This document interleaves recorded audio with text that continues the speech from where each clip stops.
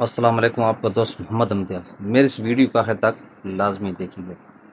ایک عابد شخص اپنی جھونپڑی میں لوگوں سے الگ تھلگ عبادت کیا کرتا تھا۔ وہ 70 سال تک اسی جھونپڑی میں رہا۔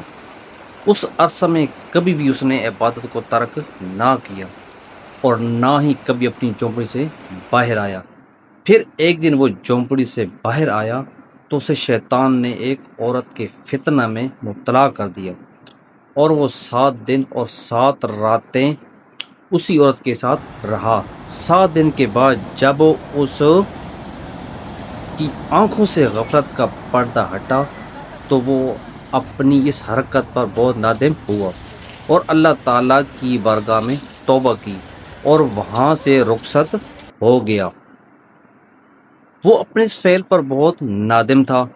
اب اس کی یہ حالت تھی کہ ہر قدم پر نماز پڑھتا اور توبہ کرتا۔ پھر ایک رات وہ ایسی جگہ پہنچا جہاں 12 مسکین رہتے تھے۔ وہ بہت تھکا ہوا تھا۔ تھکاوٹ کی وجہ سے وہ ان مساکینوں کے قریب گر پڑا۔ ایک راہب روزانہ ان 12 مساکینوں کو ایک روٹی دیتا تھا۔ جب وہ راہب آیا تو اس نے روٹی دینا شروع کی اور اس عابد کو بھی مسکین سمجھ کر ایک روٹی دے دی، اور ان 12 مسکینوں میں سے ایک کو روٹی نہ ملی تو اس نے راہب سے کہا، آج آپ نے مجھے روٹی کیوں نہ دی؟ راہب نے جب یہ سنا تو کہا کہ میں تو 12 کی 12 روٹیاں تقسیم کر چکا ہوں۔ پھر اس نے مسکینوں سے مخاطب ہو کر کہا، کیا تم میں سے کسی کو 2 روٹیاں ملی ہیں؟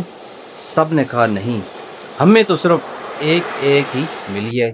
یہ سن کر راہب نے کہا، شاید تم دوبارہ روٹی لینا چاہتے ہو، جاؤ آج کے بعد میں تمہیں روٹی نہیں ملے گی۔ جب اس عابد نے یہ سنا تو اسے اس مسکین پر بڑا ترس آیا، چنانچہ اس نے وہ روٹی مسکین کو دے دی اور خود بھوکا رہا، اور اسی بھوک کی حالت میں اس کا انتقال ہو گیا۔